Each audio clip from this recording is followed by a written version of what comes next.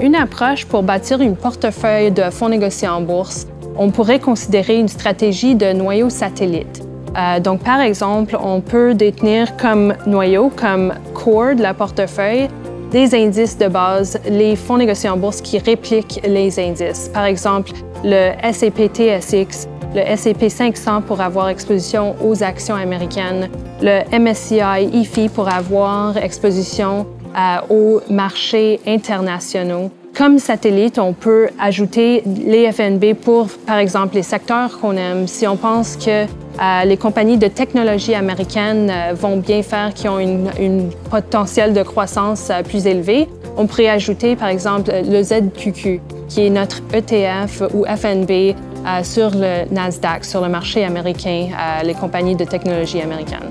Si on aime les actions européennes, par exemple, mais on veut les accéder avec un petit peu moins de risque, on pourrait acheter le ZWE, ce qui est notre FNB de vente d'options d'achat couvert d'actions européennes de haute dividende. Donc, si on aime l'Europe, mais on veut l'accéder dans une manière défensive, ça pourrait être une idée satellite pour ajouter à la portefeuille. Donc, on a une vaste gamme de solutions qui sont gérées avec les FNB.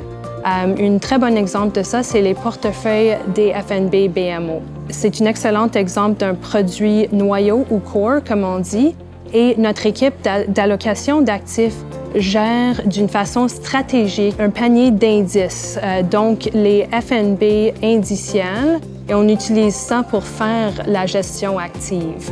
Et ils ont une approche pour faire les décisions de portefeuille, une approche qu'on appelle les 5 objectifs ou les 5 volets.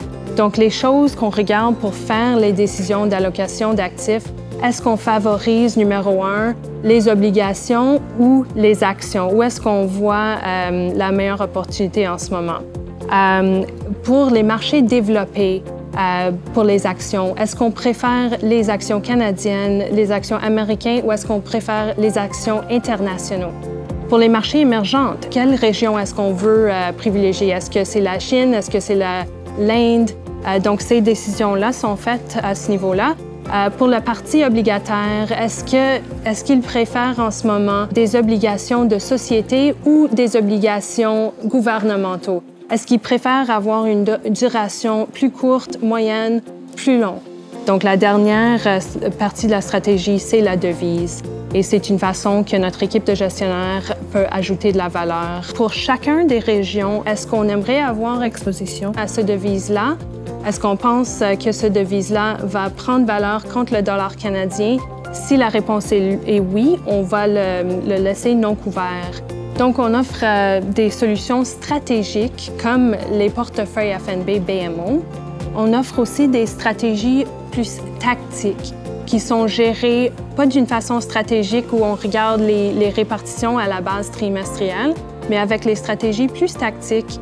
Les gestionnaires regardent les marchés, les opportunités et les risques d'une manière plus fréquente et fait des changements dans le portefeuille à la base beaucoup plus fréquente.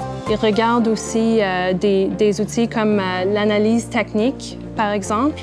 On regarde aussi l'analyse fondamentale dans le cas d'un gestionnaire comme Larry Berman. Il regarde les deux façons de gérer tactiquement. Tandis qu'un gestionnaire comme SIA Wealth Management, c'est une approche purement technique. Donc, sur notre site de FNB BMO, il y a notre centre d'information sur les FNB. Donc, les notions de base sur les FNB, les différentes sortes de stratégies. On offre même des rapports stratégiques à la base trimestrielle avec des portefeuilles modèles. Donc, vous pouvez consulter ça, mais on a aussi toute une équipe de spécialistes des fonds négociés en bourse à la BMO qui peuvent vous aider à consulter avec vous pour déterminer comment intégrer les FNB pour vos clients dans une façon pour mieux les servir, mais qui vous convient à vous aussi.